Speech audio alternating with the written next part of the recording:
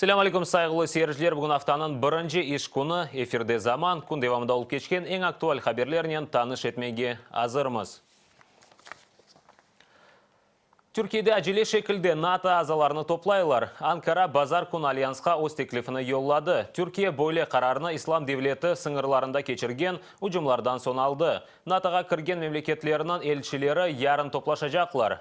Dünyanın Türkiye Irak'ın şimalinde yerleşken Kurdistan İş Partiyasının pozitsiyalarını bombaladı. Ucum Diyarbakır havalimanından koterilgen F-16 uçakları becerdi. Buna beraber uçaklar Suriye'de yerleşken İGİL birleşmesinin noktalarını bombaladılar. Ankara ucumlarını Suruç şehrinde olgan terakttan son başladı. Patlavda 32 insan elak oldu. Mesuliyetlikni İGİL birleşmesinin boyuna yüklediler. Butun Dünya Kırım-Tatar Kongresi'ne hazırlıklar yekunlendi. Ankara'da ötkerilecek ikinci Butun Dünya Kırım-Tatar Kongresi'nde 200'den ziyade Kırım-Tatar cemaat teşkilat vekilleri iştirak edecek. Tedbirde Kurultay ve Meclisini tanıgan cemaat teşkilatlarına beraber siyasi firqa, hareketler, icadi birleşmeler, milli matbuat vasıtalarının temsilcileri bulunacaklar. Malum olganı gibi Kongres Türkiye'nin paytaxtı Ankara şehrinde avgustun 1-2 günleri geçecek. Yarımadanın aneksiyasına kol tutkanlarını Kongreske davet etmediler. Значительная часть этих делегатов будет представлена Украиной. Украина, включая оккупированный Крым. Видно, что количество делегатов будет более чем 600. Все вопросы, которые будут рассматриваться на Конгрессе, они все будут связаны с сегодняшним положением крымско-татарского народа и его будущим. Ахмежитте ратлық күнлері Русия тараптары olgan Қырым hareketinin konferensiyası geçti. Teşkilatçıların malumatına göre konferensiyada 200'den ziyade kurultay delegati ve 20'den ziyade teşkilat azaları iştirak etken. Lakin bu teşkilatlar kimni temsil etkeni aslında belli değil. Konferensiya teşkilatçıları esas maksat olarak Kırım'da ve Kırım'dan tış yaşagan Kırım Tatarlarını birleştirmekini koydular. Böyle maksadını Kırım'ın Rus hakimiyetinin baş nazir muavini Ruslan Balbek seslendirdi. Konferensiyada Kırım Tatar tili hakkında da söz yürsettiler. Belli ki Rus hakimiyetinin vice-spikeri Remzi İlyasov'nun teklifleri til kanununda öyle de көрсетілмеді. Значение для нас этих законов велико, как и для Крыма. А учитывая, что это закон все-таки субъектовый его называют, он мониторится у нас сейчас.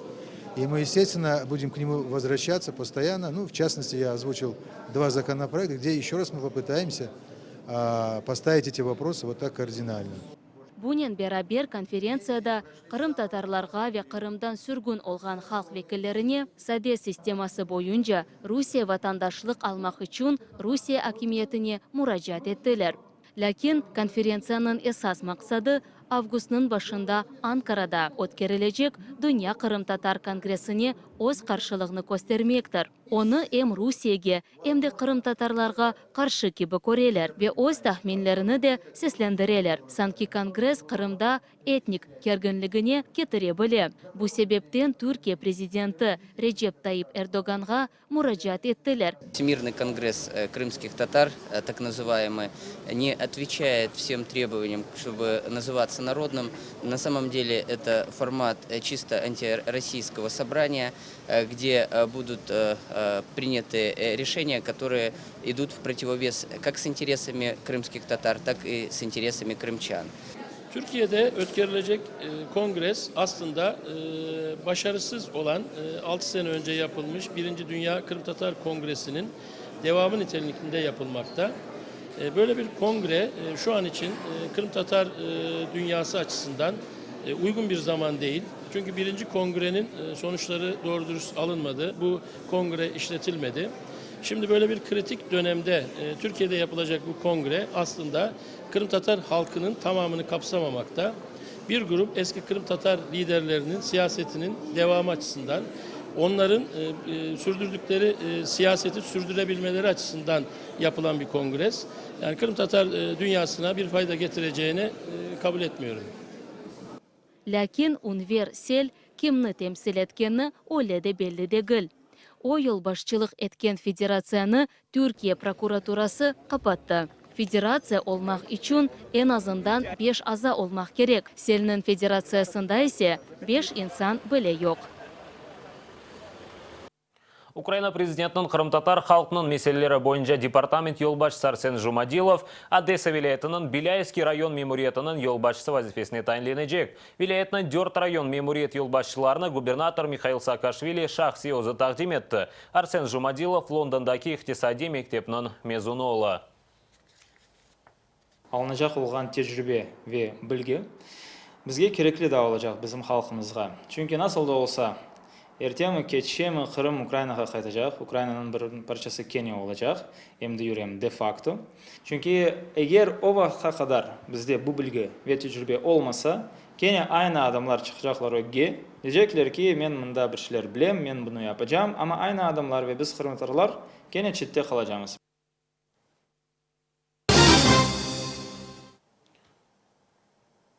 Ақмешіттің Меркиз район махкемесі Қырымнан бірінші ве екене президенті Юрий Мешковның мемори іші бойынша отырышны башлады. Июльнің 19-ында айны бұл махкемеде Мешковны 2011 сенесі ярмадан сүргін еткен махкемеже Сергей Яковлевның ішіні бақа еділер. Сабық президентні топлашуға қоймадылар, ләкин оның тарафдарлары кірмеге тырыштылар. Нәтижеде кірмеге істегенлеріні азбарға чықардылар ве епсіні мемори иш ачтылар. Бүгінгі махкеме ішінің тек бірінші қысымыдыр. 90-шы сенелері Россия блокыны темсіл еткен Мешков шымдыки Қырымнан рус хакимиеті рус тарафдарларына басқа еткенін білдіре. Это поразительно, то, что российские суды идут на поводу у тех и составлены из тех, кто преследовал нас, приговаривал, депортировал. Вот теперь они судья Верховного суда Республики Крым. Так в этих судах уже новой властью размещены те судьи-каратели, которые опять-таки преследовали нас. Это не ветви судебной власти, это ветви власти украинских оккупантов. Их нельзя назвать российскими судами. Они не подчиняются, не хотят подчиняться российскому законодательству. Точно так же, как не желает этого глава республики. Қырымда мұсылман Азизінің абидесіні йықтылар. Июльнің 24-25-не кечер гежесі Кефе региондаки 30 шымдыки Шибитовка койынде белі олмаған шақышылар баш ташыны йықтылар. Азиз Баба мезарында абидені бұл сене майысының 18-інде тіклеген еділер. Қырым-татар ақларыны Қорчалав комитеті аризасыны ерлі полиция қадемлеріне берді, ләкин олар ешбір сесленмеділер. Biz militsaya müracaat ettik, militsiya зарегистрировали, militsiyalarga baktık. Şimdi glava administrasiyamız geldik, baktık. Öyle vandal, öyle askolkalar ya kırılgan şeyler yoktur onda. Hareketler militsiya biz ne yaptık? Hareket yapaylar işte bakmaya, kıdırmaya, kim oldu ne, расследование işte. Я могу сказать одно, что это не вандализм, это скорее всего дети, потому что если бы хотели бы кто-то вот, реально испортить, то скорее всего его бы разбили. А оно не разбито, просто он как бы так вот сваленный, да, и то даже не сваленный, как бы так там арматуринка стоит, он согнулся. То есть так-то памятник целый, все нормально, мы вот здесь со старейшиной вышли тоже, посмотрели там, как восстановить его, восстановим. Ахмеджитова лиманында учақ янды 30 yolcu атеш olғанны көрген сон учақнен құланмаға рет еттілер. Шіркетте есе инсанларға параларны қайтармадылар. Yolcular білдіргенне көре атеш башлаган сон учақ янна яңғыл машинасы келіп атешні сондырды. Sonra есе шіркет темсілжілері yolcularga seferini devam etmege teklif ettiler. Hiçbir şey ödemeyeceğimiz çünkü sefer ötkerilecek. Tutun oldu lakin uçak yanmadı. Menimcesine her şey güzel. Ракеталар учмай. Ратлық күнлері қиярда Русия флоты арби парад кечірді. Нумайышта гемелеріне берабер учақларда иштирак етті. Нумайышының бірінде геме ачық денізге өз ракетасыны чықармақ керек еді. Ләкин ракета чықарғаннен бір қач метр учты ве суға түшті. Анда есе күчлі патлаф олды. Сержілер бұл вақияны чеші тарафтан камераларға чектілер. Вақия нәтижесінде кімсе қазаланмады.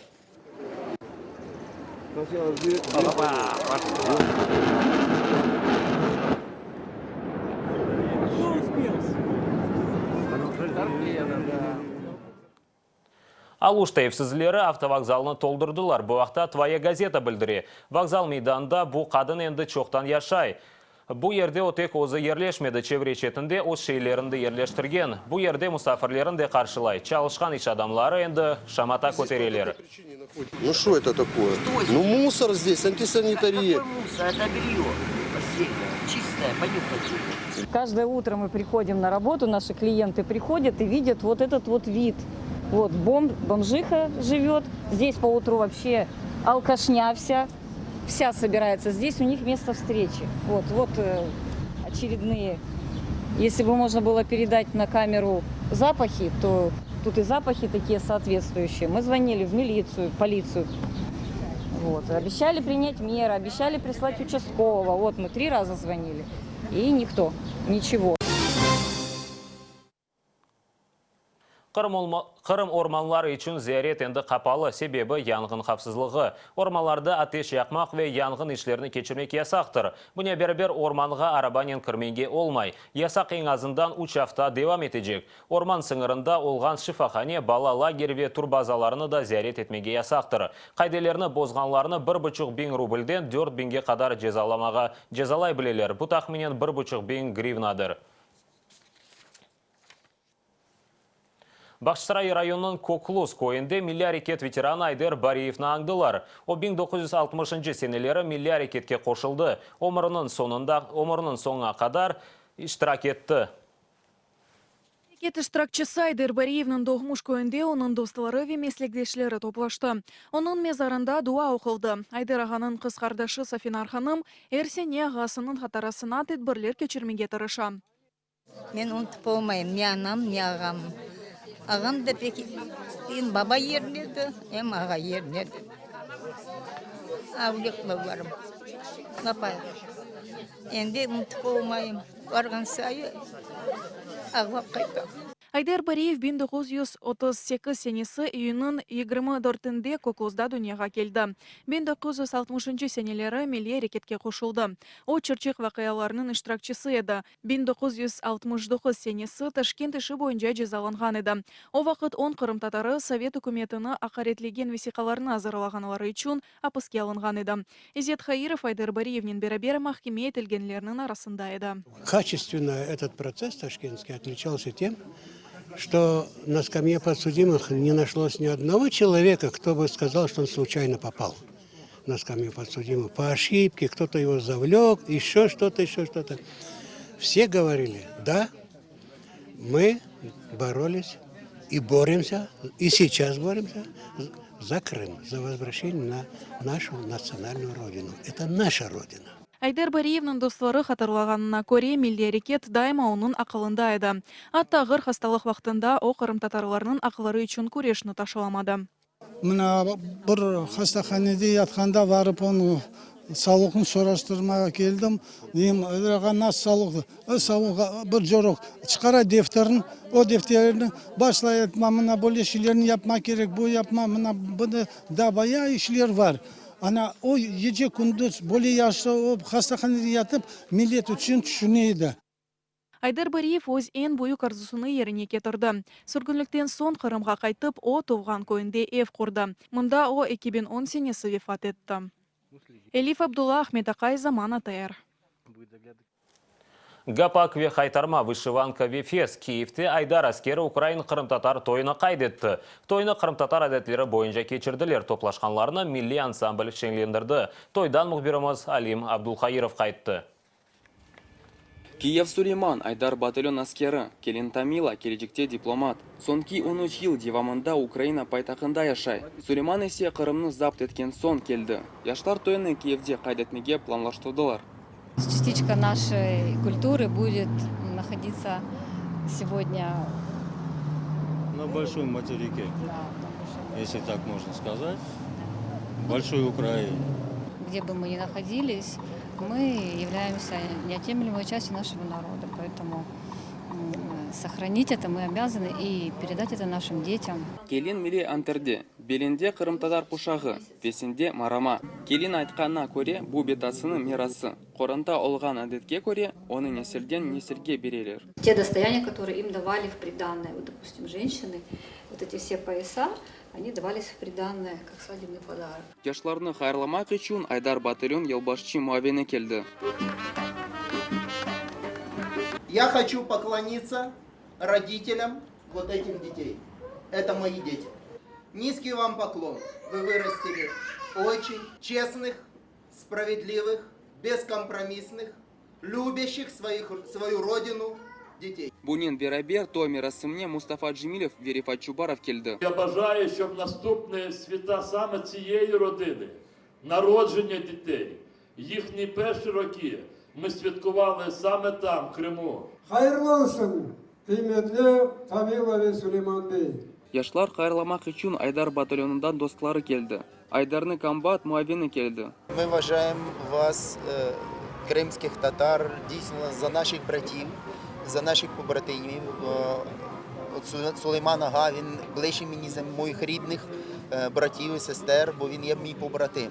Бұтын ақшам топлашқанларны Қырым татар ансамблен шынлендірді. Олар мақсус Қырымдан келділер.